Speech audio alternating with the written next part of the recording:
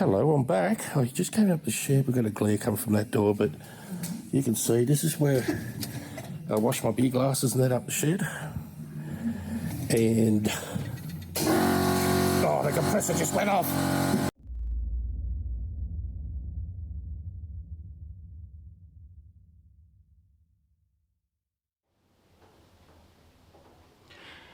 Well, this is it. I'm about to share with you the first of a series of breweries that people have shared with me.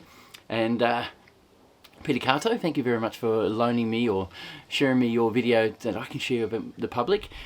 He has come up with some great ideas, and he's obviously been brewing for a very long time. He has a nice little brew shed in his home, and it looks awesome. Guys, if you like this, give us a thumbs up. Reach out, say hi. Hello, fellow brewers. I'm just checking the camera there. So this is just the laundry now. This is my beer set up here in the laundry. So when I come to the house, I can have a beer. I've just got that in there, you know, tapping that coming out. And 2 bottles of wine. Oh, jockey bickies. Oh, there those rapid tests. Hello, I'm back. I just came up the shed. We've got a glare coming from that door, but you can see this is where I wash my beer glasses and that up the shed. And oh, the compressor just went off. Hello, we're back. Sorry about the compressor going off. I built myself a wine cellar. All right, I bought a wine cellar. Okay, each wine cellar. And that's what's left. We had 100 bottles in here. We have now 48.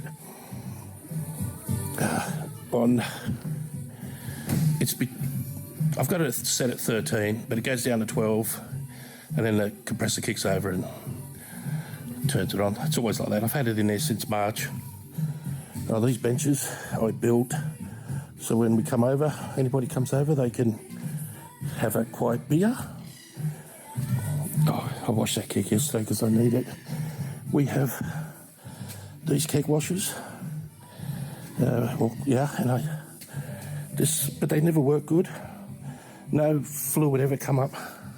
This is the gas one, but same thing. No water ever came out of these to wash the lines, so I put an elbow on there to reduce the water flow to this pipe.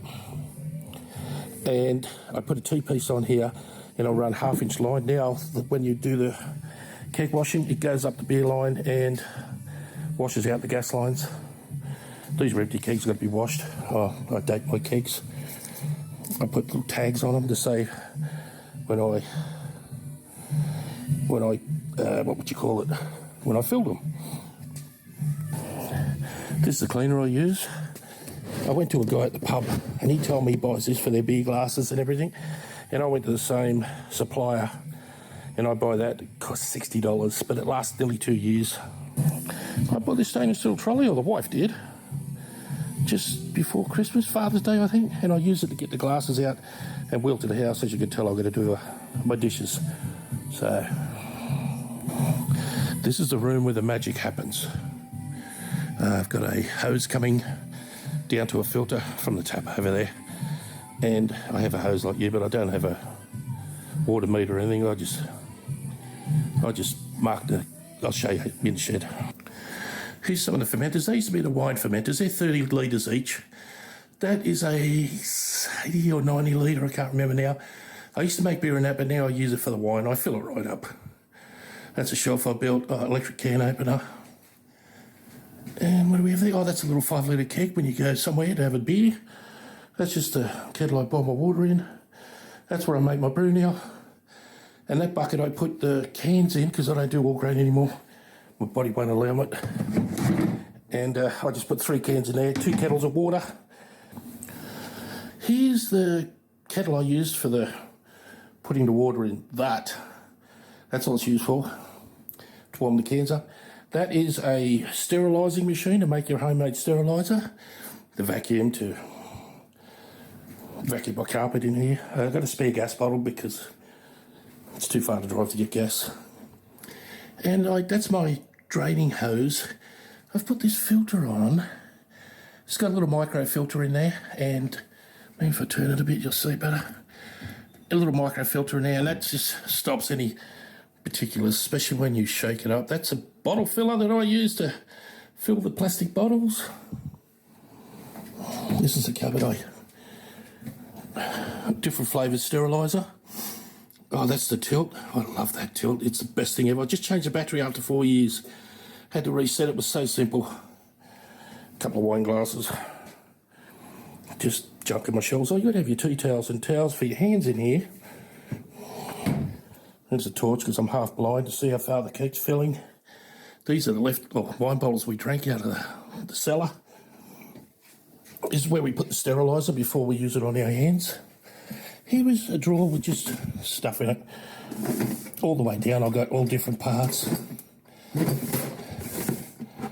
And, I don't use them anymore, but you know what, for the wine maybe. And let's just, with that pH meter. And then we got those gaskets. And then we got fittings. 2 empty kegs. The other one's in there to fill. I've got three. I can fill 3 kegs with the mix I just made. They're just, you know what those are. Another temperature thing, I'm cold crashing right now. I crash at 5 degrees. This fridge freezes the shit out of it. That mark there is 65 litres, and then it's just a 100 litre tub. That's 65 litres gives me 3 kegs. 1 23 litre one and those 2 19 you just seen on the shelf. I just do that with my probe. That room, if that room's at 5 degrees, eventually that water's at, the beer's at 5 degrees. See the frost coming in? We got a lot of dew today. Oh, that's my heating system. Take it off. It's just, well, the old school downlights, they're very, very hot. You could cook a steak on them. And I just put inside a tin because I used to use plastic fermenters and beer tastes yuck in plastic fermenters. I'm not a plastic man. Everything's got to be stainless for me. This is not a silicone hose. I split this hose. See there? I split it halfway. And then I wrap it around the top here, around the inner fermenter, not just here, this is a ball kettle. The kettle I make it, the pot I make everything. I split it around, and at the end I just put a bulldog clip to hold it there. And that stops the bugs from that getting in the lid. No air locks on my fermenter at all. I've got 2 wines going in here at the moment. There's one there, whoops. And there's the other one. They're just stock pots.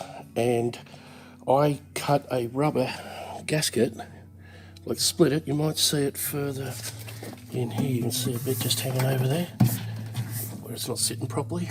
And I just put that gasket round and split it and hit it with a bulldog clip on this end, and that holds. And there's a tap at the bottom. That little cake tin at the back runs to temperature probe, and it runs out, and it's got a what would you say? It's got a bulb in there, a light bulb, and the bulb heats the tin up, and it heats up the cabinet and keeps the cabinet at 20 degrees.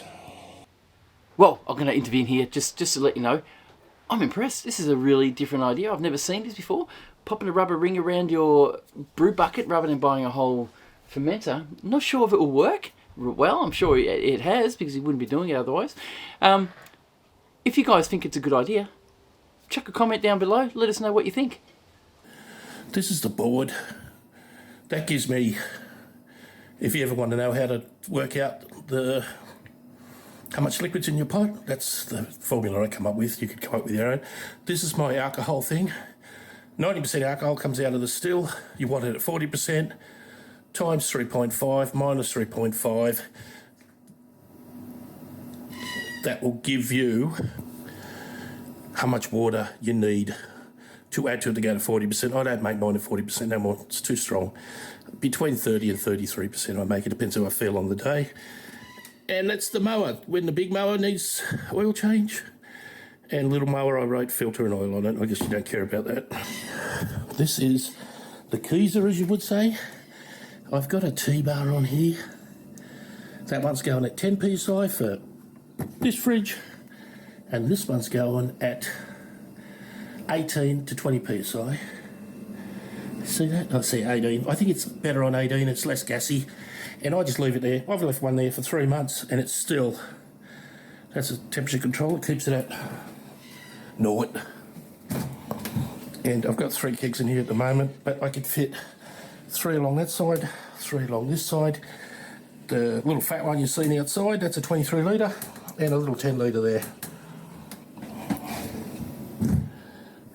This is the kegerator. My daughter bought me that for Father's Day. I had a round tower with a tap on it, but then I decided to buy this one from Keg King. It's amazing, I love the tower. And I've got the pipe coming up there to the fridge, and it cools both ways. That's it's cold as. And in here, what do I have in here? Got a little fat keg, 23 litre, and a 10 litre second-hand one I got given to me. Oh, that actually got given to me as well. And I put air conditioning in. One man cannot make beer without one being cool. So what do you think? That is Peter CAtto. Thank you very much, Peter, for sharing that video with us and doing the tour. It's bloody awesome. Commentating and doing it all. It was absolutely enjoyable. Thanks, mate. Really appreciate it. Guys, if you want to share your brewery with me, please do. Give me a link. I have an email here. You can send your link to that and I'll download it from there, or I can just play it off one of your YouTube videos that you might have.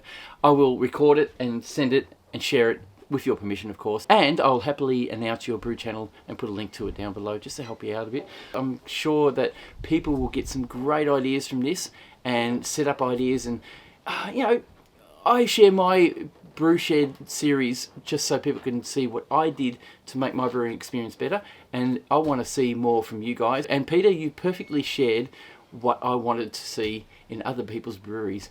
Thanks, mate. Thanks a lot, guys. Thanks for watching. Thanks for subscribing. I hope you like this video. If you want to say anything, pop it down in the comments below. Give me a thumbs up. And we should see the next one very soon. Cheers, guys.